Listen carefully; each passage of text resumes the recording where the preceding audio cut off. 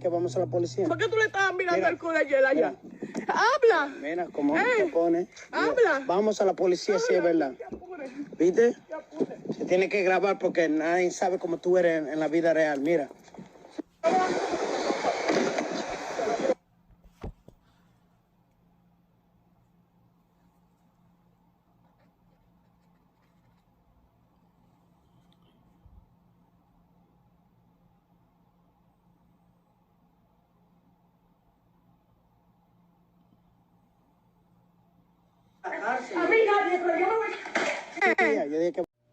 What is up with it, y'all? It's Coffee back at it, man. Gotta get to some news, and comes to 6ix9ine here. I heard I need translators, man. You're bilingual, speak Spanish, English. Hop in the comments below.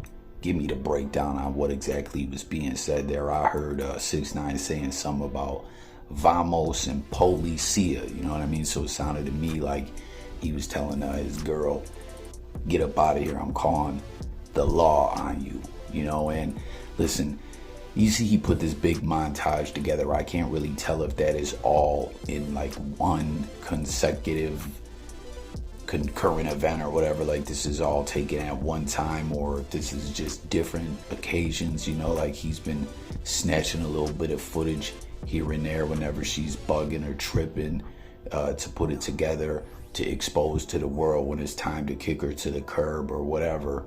You know, when it comes to 6ix9ine, like he's a manipulator.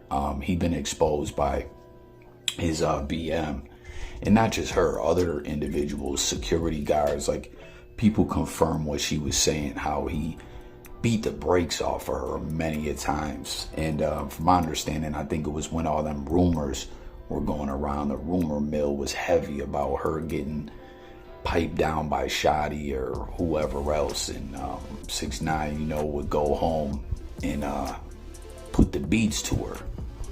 You know what I mean? And then you look at the way how he pushed his career in a lot of other ways, trolling the dead, pulling up to certain places. Like he was one of the first to really start that whole, like, what was that dude's name that got killed? Block Boy, was that his name? That went out to LA and thought it was a good idea to troll all these different neighborhoods and disrespect the gangs and stuff like that, and then go take pictures and do stuff to via those pictures and videos to disrespect the different gangs and neighborhoods. Like he took that from 6ix9ine. I think he was heavily influenced by 6ix9ine. He just didn't really have the wherewithal to put together the plan the way 6ix9ine did. Like, yo, you don't post it until you're long gone, you know. Like 6ix9ine just a major manipulator in my book, and I don't know, it's like he's trying to push everyone to be like, yo, feel bad for me, I'm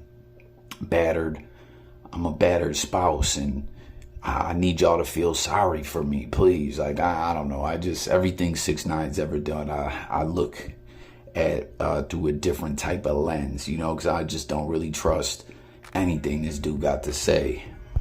But just in general, relationships are crazy. Like I was talking about people putting together footage and stuff like that. Like there's individuals that will do some real fucked up ish to someone or do something real foul, then record the individual's reaction, or like, you know what I'm saying, like do some real fucked up ish or say some fucked up ish, and then just record what the other person says or does, like they're just doing it for no reason, and you know, trying to just make them look all bad. Like, I don't know, man, relationships are just crazy, period. And when you're dealing with crazy manipulative like people, you just gotta really be careful believing anything at the end of the day. But aside from all that, 6ix9ine's a goof, you know. And if you just really look at the way this dude's career went, I'm not even talking about the snitching ish. I always tell everyone I'm no G, I'm no gangster, right? I'm a square, I'm an internet nerd. I'll tell, like, I'm not even talking about the snitching ish. My whole take on that from day one was how stupid the Treyway dudes were for having 6ix9ine around in certain situations where they were breaking the law and giving him the knowledge to inform on them, you know, because let's face it, we all knew that's what he was gonna do, is tell if things went the way they did, and that's what he did. They should have strictly used him as like a mascot in a way commercially to make some money and help get others, you know, that rap and stuff like that within Treyway in position to really get to the bag and success as well. But y'all let me know what you think about this. And again, any translators out there, tap in with it. Then speaking of fucked up relationships, manipulators and stuff like that, everyone remembers Amber Heard, Johnny Depp, the crazy defamation trial that got so much coverage. Like they were covering that like the OJ case or something. I swear I never seen a civil suit get like the OJ murder trial, not the OJ civil suit, right? But I swear I never seen a defamation case and something of that nature get covered the way it did. But we saw at the end, Johnny Depp came out on top. And if you filed that case, you saw what a sick, twisted manipulator this chick was. And it's so wild now. At first I was like, why are all these stories coming out? Because we got another one pertaining to Jason Momoa and Aquaman. I'm like, where does this come from? You know what I'm saying? Because they're saying as part of that civil case, there was some notes that Amber Heard's therapist shared, you know, where she was, Amber Heard was alleging that Jason Momoa, Aquaman himself, was drunk on the set all the time and used to dress up like Johnny Depp, I don't know, to like harass her or bully her or clown on her.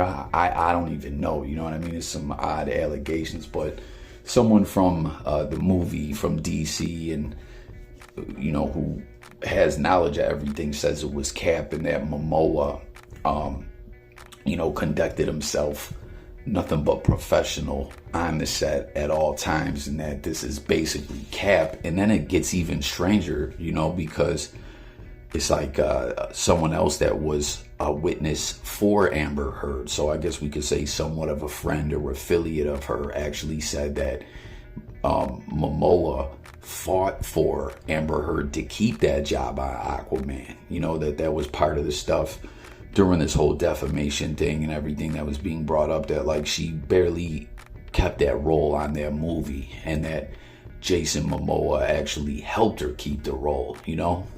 But I thought this was just so weird.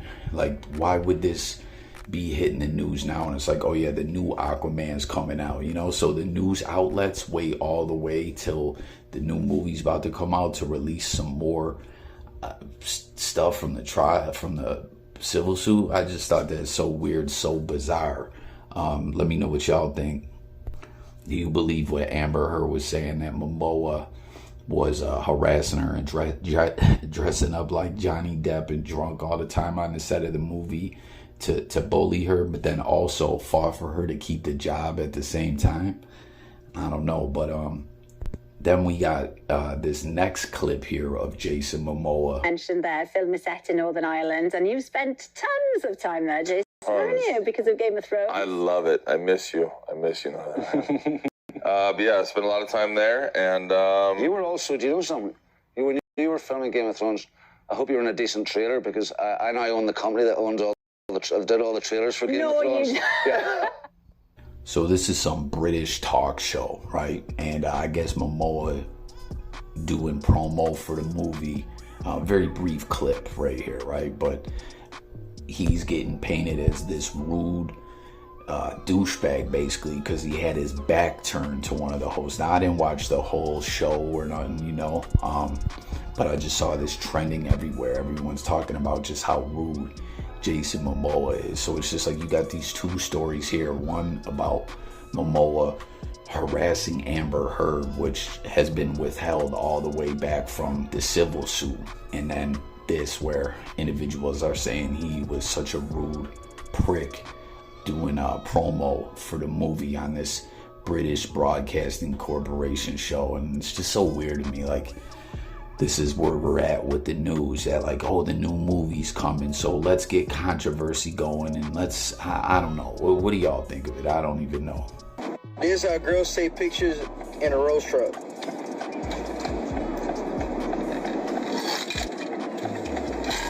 This is how Man, look at Lil Pump, man, on some straight weirdo-ish. This is his new look. And if you guys recall, Lil Pump did the whole thing with Trump and ishing on Joe Biden and big up in Trump and everything back during the election. And, you know, then you got him now doing this, letting everyone know he's part of the alphabet gang. And when I'm saying that, I'm not saying him supporting Trump and dissing Biden and him pushing this alphabet agenda is tied together like it's one and the same. I'm just saying it just goes to show you Lil Pump's soul definitely for sale, that, you know, for the right check or, you know, the right influence or relationship with the right individuals, he'll do what anyone tells him to push on. You know what I mean? That's what I think. I don't know. I bet you someone's gonna say, nah, man, this is those gender bending rock star ish he's on or whatever. Like, this ish is weird. I don't give a fuck what no one says.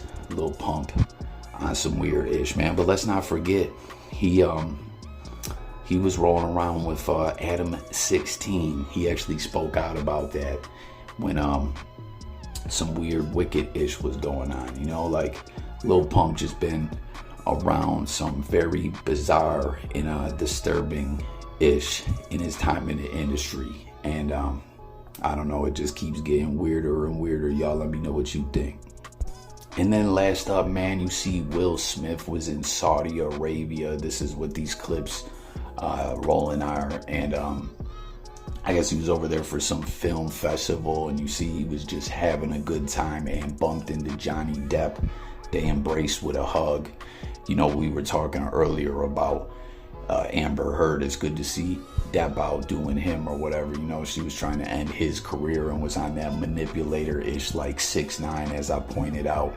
And I'm glad to see Will Smith out enjoying himself. You know, as we saw recently, he has this new girlfriend that when he pulled up to some award show, she was with him. They left together in a limo. A lot of people were pointing out that she looks like Jada Pinkett.